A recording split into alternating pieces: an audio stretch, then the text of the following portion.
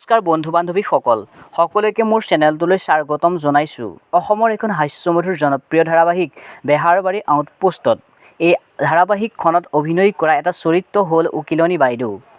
তেওঁ ঘৰ ক'ত, জন্ম ক'ত হৈছিল, কি কৰি আছে, এই সকলোবোৰ কথা জনাবলৈ চেষ্টা কৰিম। গতিকে ব'লক পলম নকৰি ভিডিঅ'টো আৰম্ভ কৰোঁ। ভিডিঅ'টো আৰম্ভ কৰাৰ আগতে আপোনালোকলৈ অনুৰোধ যে যদি মোৰ চেনেলটো এতিয়াও ছাবস্ক্ৰাইব কৰা নাই তেনেহ'লে ছাবস্ক্ৰাইব কৰি ল'ব। উকিলনী বাইদেউৰ প্ৰকৃত নাম হৈছে ৰিমজিম শৰ্মা।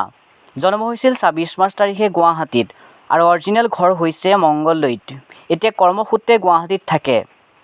ৰিমজিম শৰ্মা শিক্ষা বিষয়ে ক'বলৈ গ'লে ৰিমজিম শৰ্মাই শিক্ষা জীৱন আৰম্ভ কৰিছিল অসম জাতীয় বিদ্যালয়ৰ পৰা আৰু এইচ পঢ়িছিল বি বৰুৱা কলেজ আৰু ডিগ্ৰী কৰিছিল গুৱাহাটী কলেজ আৰু MA সম্পূৰ্ণ কৰিছে গুৱাহাটী ইউনিভাৰ্চিটিৰ পৰা।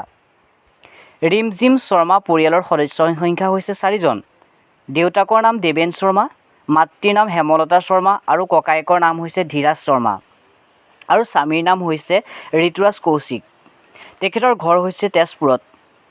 ৰিমজিম শৰ্মাই অভিনয় কৰা জীৱনৰ প্ৰথমখন ধাৰাবাহিক হ'ল শুকুলা মেঘৰ চাম।